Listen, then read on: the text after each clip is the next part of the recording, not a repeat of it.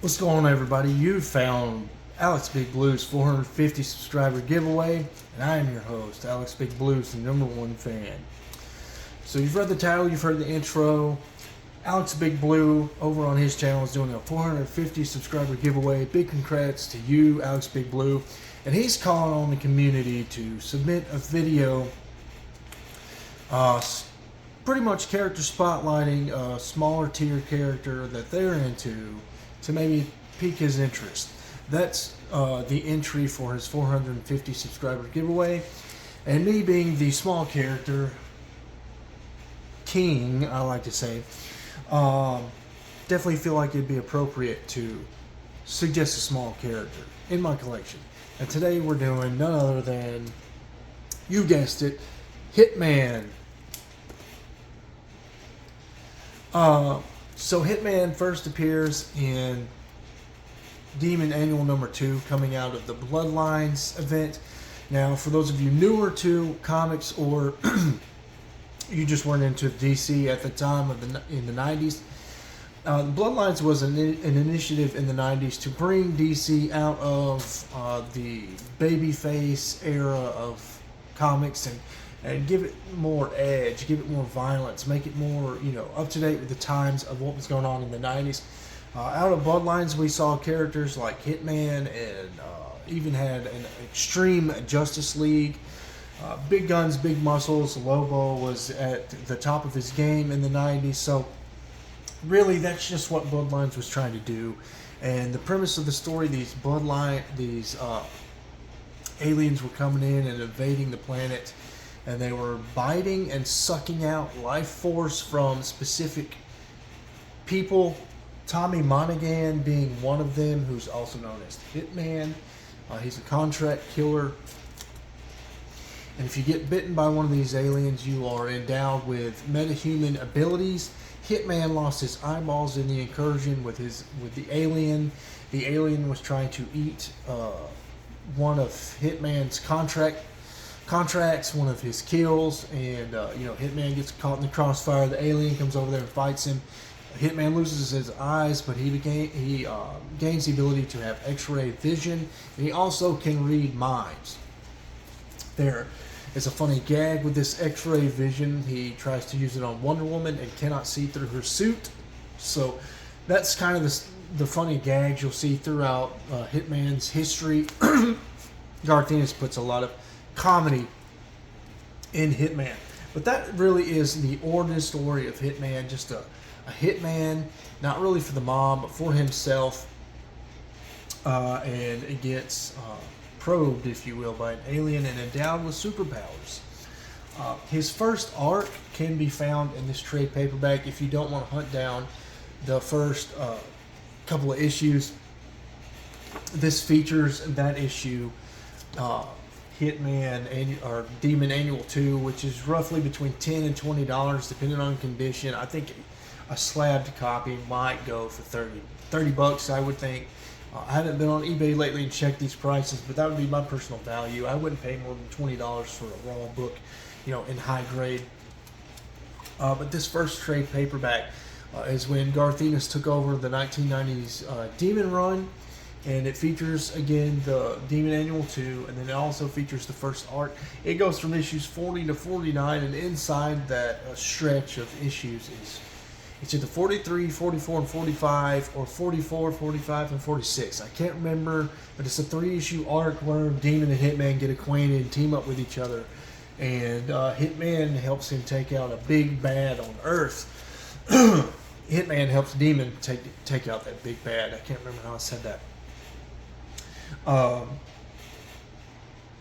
So yeah, that's the first arc. You'll find that in Demon Hell's Hitman. And then in the second trade paperback, Volume 2, there's also another 2 or 3 issue arc where the Hitman comes back to the Demon, and they interact a little more. I think Etrigan needs to make another deal with Hitman and somehow coerces him into helping the Demon.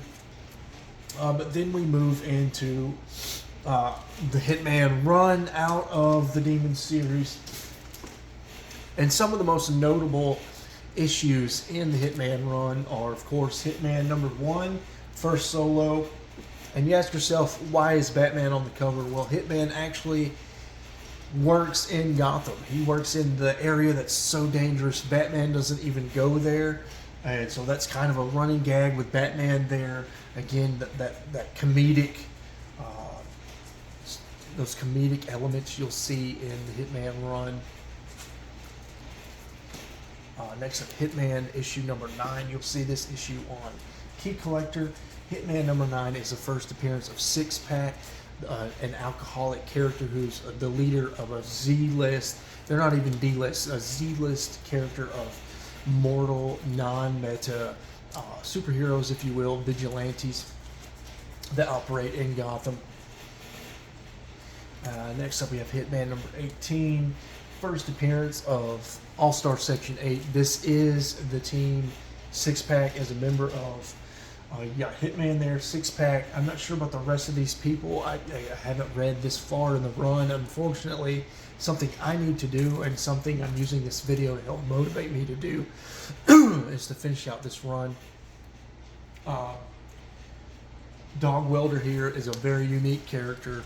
He's a welder that literally welds dead puppies to people. That's Dog Welder's whole gimmick and why he's called Dog Welder. Next up, the final issue you'll see in Key Collector. If you look at Hitman 22, it's supposed to be a violent issue featuring Santa Claus, and I thought it'd be pretty fitting for the day. It's now December 24th, Christmas Eve, as of the time of this recording. And also, ALEXBIGBLUE, I think you're a big Superman fan. I haven't read this issue, but what I've heard from everybody, this is a very critically acclaimed issue and one of the best Superman single issues of all time. You know, what I've heard from other people who have read this, and it's essentially just a filler issue of Superman and Hitman just having a heart-to-heart, very deep conversation on the rooftops of Gotham. And even though there's quite a bit of filler issues periodically in the Hitman run, one thing I've noticed, these filler issues still definitely have a purpose. There's a lot of character building in these filler issues. So, you know, if you're an action guy, give these character development issues a chance. Garth Ennis does a wonderful job of really fleshing out Hitman and doing a lot of Hitman. I appreciate that he draws on a lot of Hitman's Irish culture. Hitman is an Irish descendant. He's also a Marine veteran from the Gulf War, and you learn throughout the series about Hitman's past in the war. He draws on that Irish influence in Demon Annual 2, where he's singing an Irish song. I believe that the Dubliners wrote. I'm a Dubliners fan. The Dubliners is an Irish folk band, and I recognize some of the lyrics in one of the issues he's singing. And then there's also cool Easter eggs in Hitman, like he uses real guns, uses Desert Eagles, the 50 caliber Desert Eagles. That's his pistol of choice. He also drinks Sierra Nevada beer. That's a real world beer. I think that's really cool that he did that. I even messaged John McCrea, the artist, about the Sierra Nevada beer. And he couldn't, you know, it's been so long since Hitman's been in print that you know, he couldn't really remember which Sierra Nevada beer he drew in the issue, but I still got a pat on the back and, you know, like a good job for noticing that Easter egg kind of thing. Notable arcs that he's in. He's got a 2-issue arc with the Justice League of America, believe it or not. And it's actually like a self-titled kind of arc deal. Again, I haven't read it, but if Hitman is screwing around with the Justice League of America, it's obviously a big deal. And he was obviously important for some time in the 90s and the early 2000s. He's also in the 1 million event. You know, I don't think 1 million has anything to do with current continuity or canon anymore, but it recently got a 25th anniversary second printing. The Omnibus did, so it's obviously selling and making enough money for DC to make that decision to print it again. And so obviously 1 million at one point in time was an important arc. And Hitman has a single issue in 1 million. Obviously, the Star Wars homage here.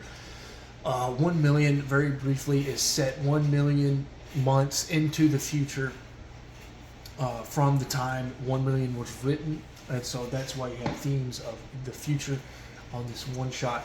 And it's really kind of its own separate piece, this one shot here. Now, it does tie in. If you read the omnibus, there's a little bit of connective tissue there, that you can appreciate. But if you don't read the omnibus, you just need this one shot if you're just here for Hitman.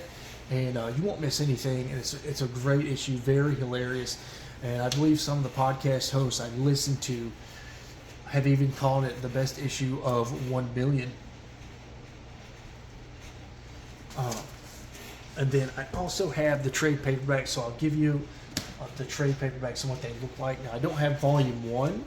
I have that Demon Volume 1 annual, and that really covers the basis for Volume 1. But Hitman 10,000 Bullets, this covers issues 4 through 8.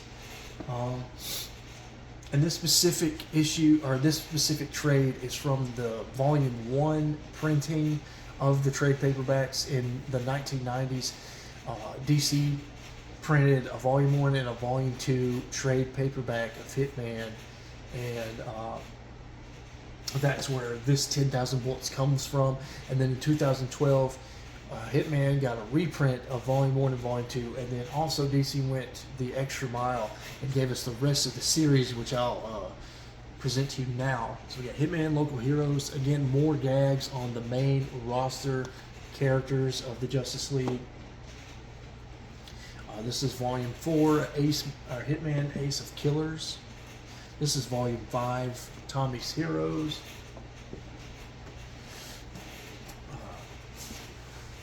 Next up, I have Volume 6, Hitman for Tomorrow. And then last but not least, closing out the run, you can have the full run and trade entirely. Hitman Closing Time. Not much became of Hitman after this run.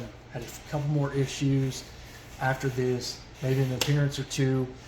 But there's a big reason for that, and I don't want to spoil it. For you, those of you watching, and Alex Big Blue, I'd like for you to give Hitman a try and read, and maybe if you like it enough, see this series to the end. I need to do that. I know the spoiler, but I'm not going to spoil anything. Just want to leave that for you guys and your enjoyment. My favorite things about Hitman are, the first thing that comes to mind, the comedic element of Hitman, all the gags they play on the main roster. Garth Ennis really likes to poke a lot at the main Justice League roster, and and I'm somebody that in this day and age of fandom, sending hate mail and death threats to people, just over something that's supposed to be fun. I think it's all ridiculous. And Hitman to me is a reminder of how comics are supposed to be fun and not to be taken serious. And I really appreciate those gags. It's just my sense of humor. I also like that Garth Ennis, he has stories of Hitman riding dinosaurs. He can get so absurd. We've got talking plants that only say the word Baitor. That, and then, previously Dog Welder, a character that welds dead puppies to people. We can get so absurd in Hitman, but he can also bring it back in and give us a fantastic character piece like Hitman 34. There's also a great issue that ties into Final Night. It's Hitman issue number 8. And really the whole issue is just while the Final Night event is happening in the rest of the world, Hitman comes to Noonigan's Bar, which is a place he frequents throughout the series. And it's just another character piece issue of just him and the patrons of Noonigan's trading war stories, because they're all veterans. And it's really cool. And it's got a very funny ending to the issue. Again, I want you to read it, so I hope you'll pick up Hitman issue 8. But yeah, that's my pick for the contest.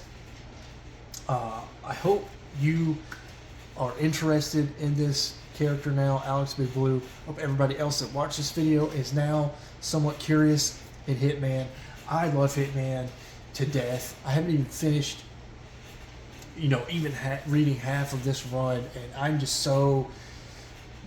I am a firm believer that Hitman is the most underrated character in comic books, and I would love to see Hitman come back someday and be in a new series.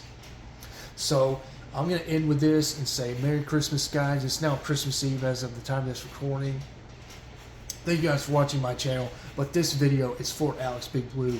Congrats, guy, on 450 subscribers, and I want to encourage all of you watching this video to go over to ALEXBIGBLUE. It is ALEXBIGBLUE, all caps, no spaces, and give him a thumbs up, give him a like, give him a subscribe, and let's keep building this community, and let's keep engaging, everybody. Until next time.